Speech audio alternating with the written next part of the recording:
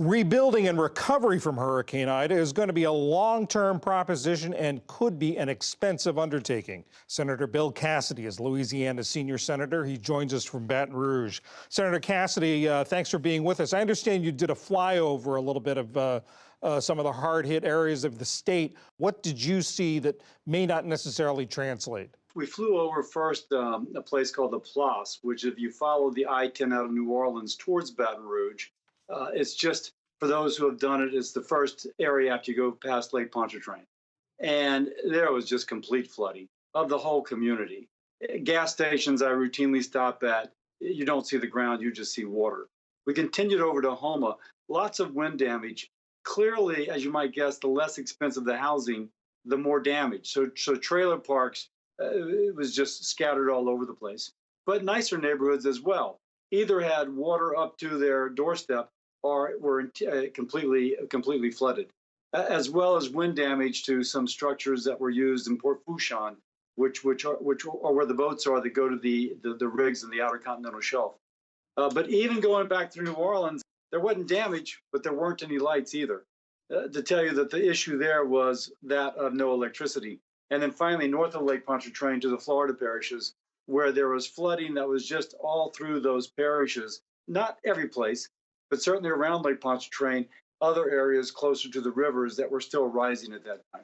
You say no power in some areas and also no running water in some areas. What have you being told about when those systems will be back up? As far as I know, Entergy is not yet committed to a date of getting them back up. And of course, there's the issues of sewer, water, but also hospitals. Can the generator continue to work for all the things a hospital needs it for? The New Orleans airport is shut down because of lack of running water or electricity.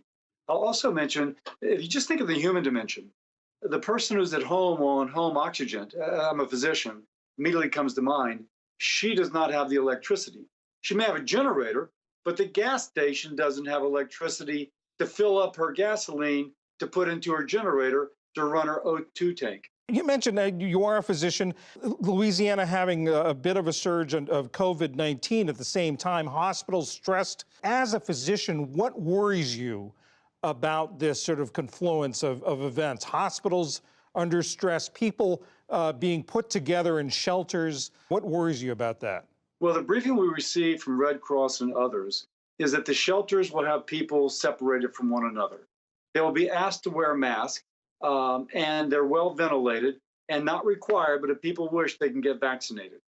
So I think that we've learned the lessons of last year when there was some events like this during COVID in order to construct an environment to keep people safe. That said, I'll just say, as I've been saying for quite some time, if someone is vaccinated, the risk of going to the hospital and ICU is far lower. Earlier today, you tweeted out a message saying that you thought Congress needed to get back and pass a supplemental disaster aid bill. How much money do you think we're talking about?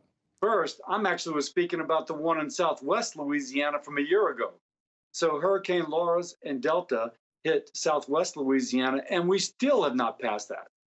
It's so frustrating, and we've been working on it for a year, and it's not done yet.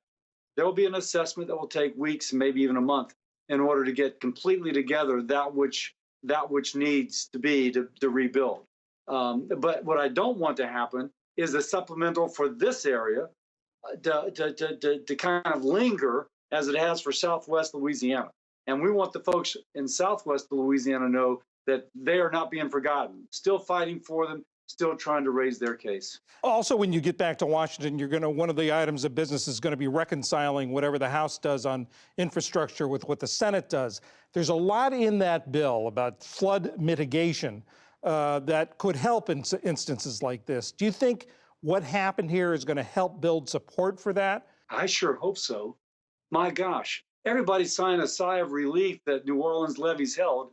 They held because George W. Bush made a commitment to building those levees. And 16 years later, we see the payoff. If we invest now, not just in Louisiana, but around our nation, in issues such as coastal restoration, flood mitigation, hardening the grid, there's billions to harden the grid so they don't topple again, leaving our parishes without electricity, a $50 billion nationwide for sewer and water, $65 billion to make sure every American has access to broadband internet. And John, you may say, what does that have to do with it?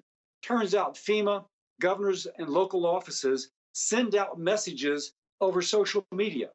And now that has become part of our armamentarium to reduce risk, to reduce death, et cetera.